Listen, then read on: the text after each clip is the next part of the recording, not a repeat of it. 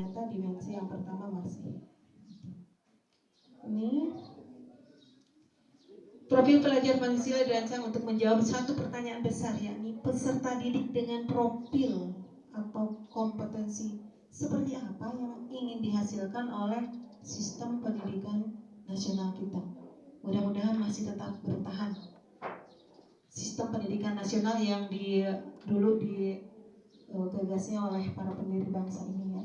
Karena pernah juga ada muncul kan mau diubah, tetapi karena reaksi keras dari bawah, alhamdulillah tidak jadi.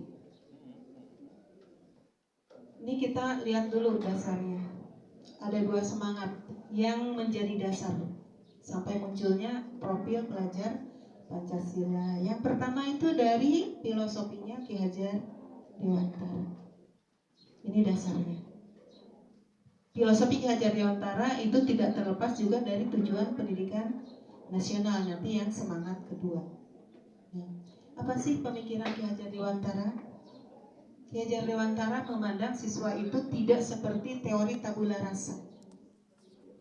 Tidak memandang siswa itu seperti kertas kosong yang bisa kita tulisi atau gambari atau isi dengan apapun. Karena menurut beliau, setiap anak yang lahir itu sudah memiliki yang disebut dengan pendidik kita, terutama guru, itu hanya menebalkan saja, berupaya untuk menebalkan kodrat-kodrat anak gitu. Dan untuk memupuk itu supaya terhindar dari berbagai gangguan. Dan diibaratkan bahwa kita sebagai guru, sebagai pendidik itu seperti petani yang menanam padi di sawah, gitu ya. Kita tidak bisa mengubah kodrat padi yang perumpamaan siswa itu menjadi jagung. Jadi siswa itu sudah punya kodratnya sendiri begitu. Tetapi kita bisa memupuk tanaman itu supaya subur, tumbuh dengan baik, kemudian nanti pada saatnya berbuah dengan lebat dan bernas begitu. Bagaimana caranya? Kita siangi begitu kan? Kita perhatikan petani kan mulai dari menyemai, tandur gitu ya. Kemudian istilahnya apa? Kalau di sini tuh ngarambet, ngoyos gitu. Nah, ngoyos itu kita sebagai guru seperti itu. Jadi rumput-rumput liar yang tidak kita harapkan tumbuh, kita siangi, kita buang supaya padi tadi bisa tumbuh dengan subur. Selain disiangi juga dipupuk dan diairi begitu. Itu tugas kita sebagai guru. Bagaimana caranya? Nah, itu bisa Bapak Ibu. Saya yakin Ibu Bapak sudah paham tentang bagaimana sih cara gitu. Aduh, hatur nuhun Bapak. Jazakallah. Ya, aya nu alit aya subur makmur, alhamdulillah hatur nuhun. Ya, ini di sini bahwa pendidikan itu menuntun, bukan menuntut. Garis bawah ya, menuntun bukan menuntut, hanya beda satu huruf, N di akhir dengan T.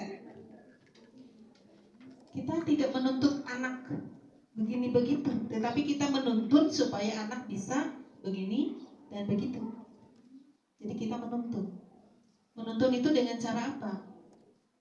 Ingat ada 3 itu kan yang mulai dari ingarso sumtulodo, ingmadio mangun karso, dan tuturi handayani. Itu tugas kita, tidak boleh dilupakan.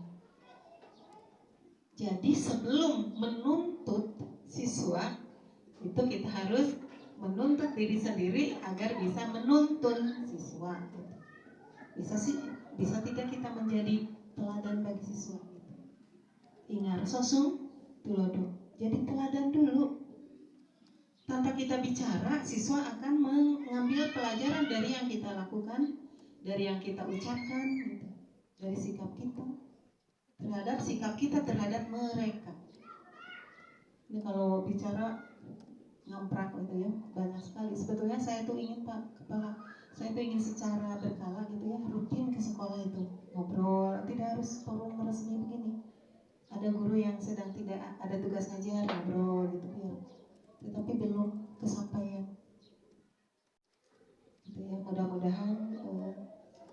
maksimalnya mudah-mudahan saya berharap dengan teman-teman yang pengawas baru itu segera gitu, karena kami belum posisinya di pusat itu masih istilahnya belum pancet, sudah dilantik oleh bupati, tetapi dari Kemenpan itu karena regulasi baru kami harus menempuh itu. Makanya kan waktu kemarin penilaian itu kami tidak berhak Pak, kami tidak berhak menilai karena belum masuk sintetik, belum punya akunnya, akun pengawas. Mohon doa dari Bu Bapak begitu ya. Kami sedang berjuang untuk bisa mencapai itu supaya legal, supaya kami bisa membimbing, bukan membimbing, mendampingi, bukan membimbing ya, bukan membina sekarang istilahnya, mendampingi bukan hanya Bapak Kepala Sekolah tapi juga Ibu Bapak begitu. Jadi saya inginnya rutin ke sekolah itu,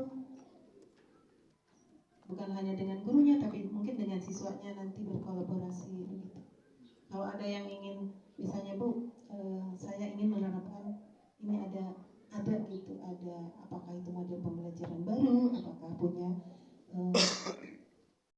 pendekatan yang digunakan di kelas itu bisa kita berkolaborasi gitu ya. Mudah-mudahan tidak lama lagi bisa tercapai itu. Baik, kita lanjutkan. Untuk apa sih kita mendidik itu? Menuntun segala kodrat. Tadi kodrat ini menurut Ki Hajar Dewantara ada dua. Ada kodrat alam, ada kodrat zaman. Gitu ya. Ada yang sudah mempelajari itu? Sudah, ya? Ini sudah tidak asing lagi untuk saat sekarang ya, kodrat alam. Makanya mengapa ada pembelajaran berdiferensiasi? Gitu. Karena pernah ada yang protes, kenapa sih harus berdiferensiasi ngalang-ngalang banget? Gitu. Padahal itu dari situ juga. Kodrat alamnya, setiap anak lahir itu kan membawa ada pembawaan istilahnya ya, ada pembawaan. Kemudian dia tumbuh itu di keluarga, lingkungan keluarga, latar belakang pendidikan orang tua, kemudian bagaimana pola asuh, pola didik di keluarganya. Setelah anak masuk usia sekolah, juga masuk ke sekolahnya gitu. Nah, dan kodrat zaman kita dulu tidak seperti sekarang mungkin ya. Mungkin di sini ada yang masih disebut generasi Z, mungkin ada yang masih layak disebut generasi Z. Lahir ketika sudah mulai era mulai digitalisasi ya. Anak-anak yang sekarang, lahir yang sekarang itu tentu berbeda cara kita memperlakukan, cara kita mendidik dengan waktu kita anak-anak dulu. Apalagi sekarang AI sudah bukan hal yang baru. Banyak yang menggunakan AI itu untuk kegiatan pembelajaran juga, walaupun banyak juga yang melarang itu. Bukan melarang, maksudnya jangan terlalu mengandalkan AI, karena itu akan membuat daya kritis kita jadi tumpul katanya. Itu silakan saja Bapak Ibu yang lebih bisa menimbang-nimbang. Ini untuk mencapai keselamatan dan kebahagiaan yang setinggi-tingginya baik sebagai manusia maupun sebagai anggota masyarakat. Makanya mengapa program guru penggerak salamnya itu salam dan bahagia. Jadi anak itu bukan hanya kita yang bahagia, anak itu, karena sekarang berfokus pada siswa, pada murid gitu ya. Dalam proses menuntun, anak perlu merdeka. Merdeka itu bukan berarti bebas tanpa batas. Gitu ya, Ibu Bapak pasti paham mengapa ada kata merdeka untuk belajar begitu.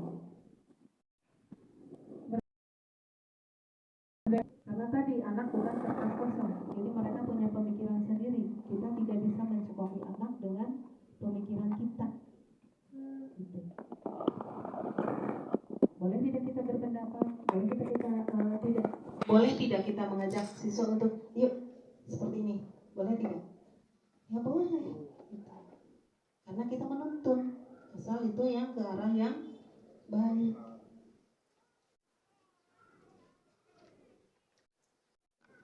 Di sini ada keterangan agar tidak kehilangan arah serta membahayakan dirinya. Jadi ketika seperti anak yang sedang belajar berjalan, itu kan kita ini ya, kita biarkan gitu. Ketika mau ke tempat yang berbahaya, kita di situ peran kita. Semangat agar anak dapat bebas belajar, berpikir agar dapat mencapai keselamatan dan kebahagiaan berdasarkan kesusilaan manusia yang akhirnya kebijakan pendidikan Indonesia saat ini yang disebut dengan Merdeka Belajar. Itu dari dasarnya pemikiran Ki Hajar Dewantara. Semangat yang kedua, ini dari Undang-Undang Mas pasal 3. Pendidikan diselenggarakan agar setiap individu dapat menjadi manusia yang beriman dan bertakwa kepada Tuhan yang Maha Esa. Selalu ini yang diutamakan, yang ditempatkan di awal.